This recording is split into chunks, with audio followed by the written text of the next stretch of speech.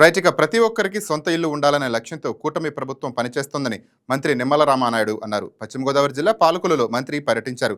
ఉగాది నాటికి టిట్కో ఇళ్లు పూర్తి చేయాలని లబ్ధిదారులకు అందిస్తామని మంత్రి తెలిపారు. మిగతా గృహాలను జూన్ నెలకి పూర్తి చేసి అందిస్తామన్నారు.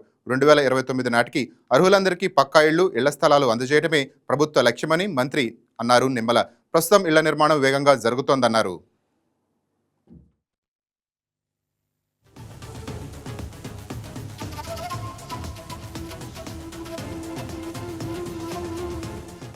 మహిళల సొంతింటి కళ నెరవేర్చాలని ఆ రోజు ఎన్టీఆర్ టిట్కో ఇల్లు మనం ఆ రోజు కొన్ని బ్లాకులు 100%, కొన్ని బ్లాకులు 90%, కొన్ని బ్లాకులు 80%, కొన్ని బ్లాకులు 70%, అంటే 70 నుంచి 100% ఆ రోజు ఎన్టీఆర్ టిట్కో ఇల్లును మనం పూర్తి చేస్తాం. ఆ రోజు క్వారంటైన్ కేంద్రాలుగా కూడా ఆ రోజు ఎన్టీఆర్ టిట్కో ఇల్లును గత ప్రభుత్వం వాడినటువంటి పరిస్థితి.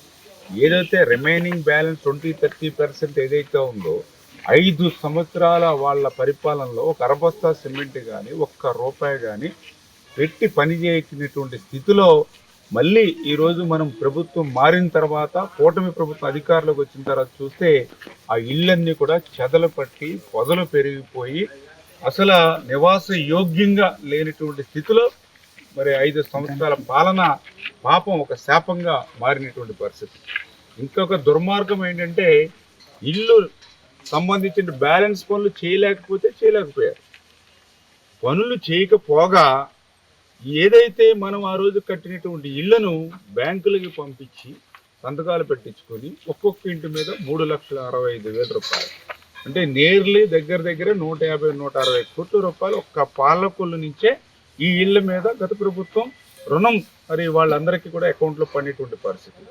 మరి ఏదైతే ఆ టిట్కో ఇళ్ళ నుంచి తెచ్చుకునేటువంటి రుణం ఏదైతే ఉందో ఈ ఇల్లు నిర్మాణానికి ఉపయోగించారని అంటే 5 సంవత్సరాల్లో ఒక్క అరబస్తా సిమెంట్ పనిచేయలేదు.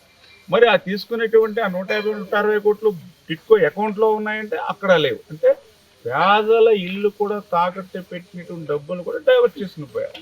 మళ్ళీ ఇటువంటి స్థితిలో మళ్ళీ ఈ ప్రభుత్వం అధికారంలోకి వచ్చాక మాట ఇచ్చాం, పేదలు మహిళలు అనేటువంటి విషయంతో మళ్ళీ మేము బయట అప్పు తెచ్చుకుని హడ్కో దగ్గర మళ్ళీ ఈరోజు ఇళ్లను ఒక్కొక్కటి పూర్తి చేస్తూ వారం రివ్యూ చేసుకుంటూ అటు ఎల్ఎన్టీ కానీ ఇటు టిట్కోని కానీ ఎప్పటికప్పుడు అటు మినిస్టర్ గారితో ఒక పక్కన టిట్కో ఎండీ గారితో ఎప్పటికప్పుడు నిరంతరం పర్యవేక్షణ చేస్తూ ఉన్నాం.